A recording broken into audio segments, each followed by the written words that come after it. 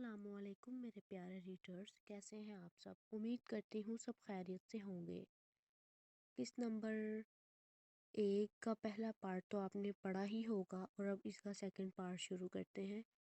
ارے وہ تو میری ہر بات کا غصہ کر رہی تھی آج، الینا نے ابتہاج سے کہا۔ کیوں؟ تم نے اسے کیا کہا تھا؟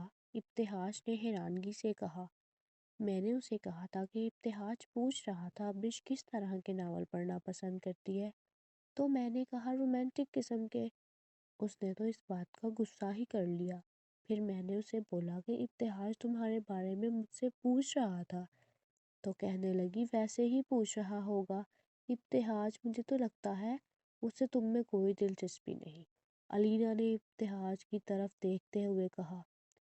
ارے کیا ہو گیا ہے، ابھی تو سٹارٹ ہوا ہے، آہستہ آہستہ ہی اس کے دل میں میرے لیے فیلنگز آئیں گی، ابتہاج نے مسکراتے ہوئے کہا۔ اچھا اچھا جی، چلو مان لیتے ہیں تم کہتے ہو تو، الینا نے منہ بناتے ہوئے کہا۔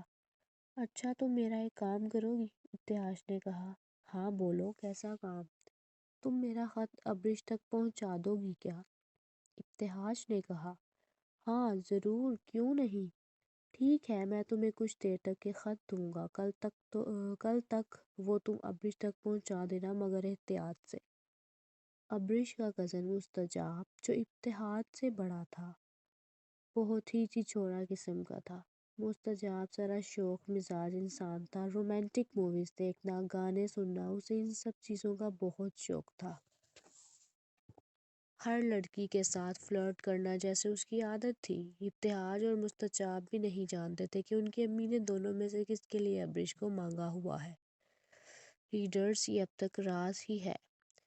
ابرش کا زیادہ تر بچپن اس کی پھپھو کے گھر میں ہی گزرا ہے، مگر کبھی بھی ابرش کے دل میں اپنے کزنوں کے لیے کوئی ایسی بات نہیں آئی، کیونکہ وہ صرف یہی جانتی تھی کہ میری پھپھو نے مجھے اپنے بیٹے کے لیے مانگ رکھا ہے، مگر گھر میں آج تک کسی نے اس بات کا ذکر نہیں کیا کہ کس بیٹے کے لیے مانگ رکھا ہے۔ ابرش کہاں ہے سلمان؟ وہ اپنے کمرے میں ہے، سلمان نے الینا کی طرف دیکھتے ہوئے کہا۔ سلمان الینا کو پسند کرتا تھا، مگر الینا کسی اور لڑکے کو پسند کرتی تھی۔ بات سنو الینا۔ ہاں کہو۔ بات کیوں نہیں کرتی تم مجھ سے اب؟ سلمان نے بیچارہ منہ بناتے ہوئے کہا۔ سلمان، تم جانتے تو ہو میں پڑھائی میں کتنا مصروف رہتی ہوں۔ ارے تم؟ ابرش نے اپنے کمرے سے باہر نکلتے ہوئے کہا۔ میں تمہارے پاس ہی آ رہی تھی، الینا نے ابرش کی جانب بڑھتے ہوئے کہا۔ آ جاؤ کمرے میں۔ الینا ابرش کے کمرے میں بیڈ پر جا کر بیٹھ گئی۔ ابرش یہاں آؤ، دیکھو میں کیا لائی ہوں تمہارے لیے۔ ابرش فوراً الینا کے پاس آئی۔ کیا لائی ہو؟ الینا نے اپنے دوپٹے کے نیچے سے خط نکالا۔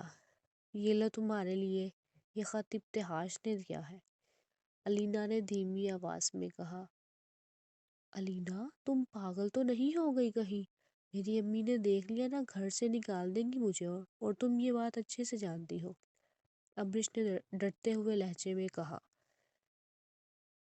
ابرش، ڈرو نہیں، جلدی سے پکڑو اور اسے کہیں چھپا لو، جیسے ہی موقع ملے گا کھول کر پڑھ لینا۔ ابرش نے الینا سے خط لے کر الماری میں چھپا دیا۔ الینا تم مجھے مرواؤ گی قسم سے، ابرش نے سرد لہجے میں کہا۔ ارے تم چپ کرو بس، پڑھ کر جواب بھی دے دینا، وہ تمہارے جواب کا منتظر ہے، الینا نے ہنستے ہوئے کہا۔ جاؤ اب، تم اگر کسی کو ذرا سا بھی شک ہو گیا نا تو میری خیر نہیں ہے۔ اچھا جا رہی ہوں۔ الینا کے جانے کے بعد ابرش نے سکون کا سانس لیا۔ ابرش کہاں ہو؟ امی نے ابرش کو آواز دیتے ہوئے کہا۔ جی امی، آ رہی ہوں۔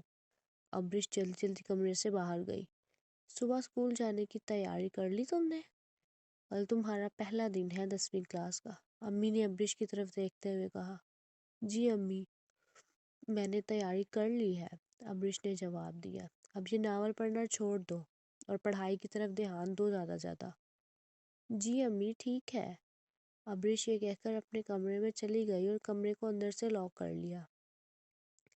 ابرش نے الماری سے وہ خط نکالا اور اسے دیکھنے لگی۔ ابرش کے ہاتھ کانپ رہے تھے۔ ہمت کر کے اس نے خط کو کھولا اور ایک دم آنکھیں بند کر لی۔ اس نے آہیں بھری اور آنکھیں کھولی اور خط پڑھنے لگی۔ کیسی ہو ابرش؟ آج جو بات میں تم سے کہنے جا رہا ہوں، اس کے بعد نہ جانے تمہارا کیا ری ایکشن ہوگا۔ مگر بات صرف اتنی سی ہے کہ مجھے تم اچھی لگنے لگی ہو۔ مجھے کبھی کوئی لڑکی اچھی نہیں لگی، مگر پتہ نہیں کیوں میں تمہارے خیالوں سے نہیں نکل پا رہا۔ کیا تم مجھ سے ایک ملاقات کر سکتی ہو؟ صرف ایک بار مجھ سے ملو ابریش، پلیز۔ میں اپنے دل کا حال تمہارے سامنے بیان کرنا چاہتا ہوں۔ میں چاہتا ہوں کہ میں تمہیں اپنی محبت کا یقین دلاؤں۔ پلیز ابریش، صرف ایک بار مجھ سے مل لو۔ ابریش کانپ رہی تھی۔ آج سے پہلے اس کی یہ حالت کبھی نہیں ہوئی تھی جو آج خط پڑھتے ہوئے ہو گئی تھی۔ یا اللہ، یہ کیا ہو رہا ہے میرے ساتھ؟ کس مشکل میں پھنسا دیا ہے سلینا نے مجھے۔ ابریش نے وہ خط دوبارہ الماری میں چھپا دیا اور سونے کے لیے لیٹ گئی۔ ابریش کے دماغ میں ابتہاج کی باتیں گھوم رہی تھی۔ ساری رات وہ بے چین رہی، ایک پل کے لیے بھی اس کی آنکھ نہ لگی۔ ابریش کی عمر 18 سال تھی اور ابتہاج ابریش سے 3 سال بڑا تھا۔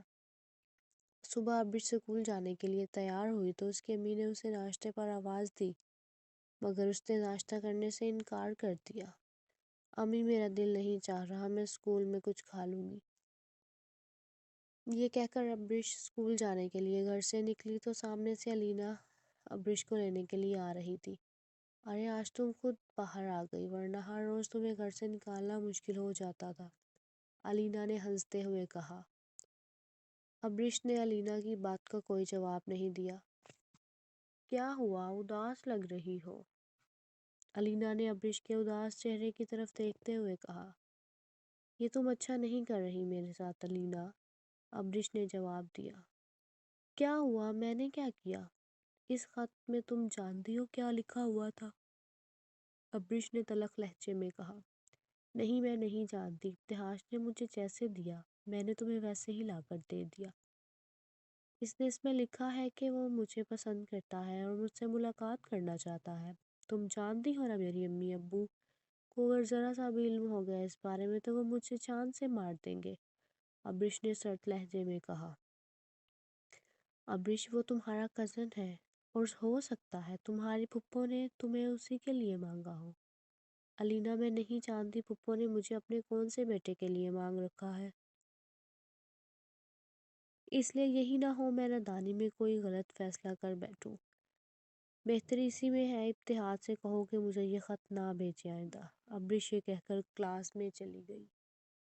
تو کیسی لگی آپ کو قسط؟ اگر آپ کو قسط اچھی لگی ہے تو پلیز چینل کو سبسکرائب کریں اور ویڈیو کو لائک بھی کر دیا کریں۔ ملتے ہیں اگلی ویڈیو میں، تب تک کے لیے اللہ حافظ۔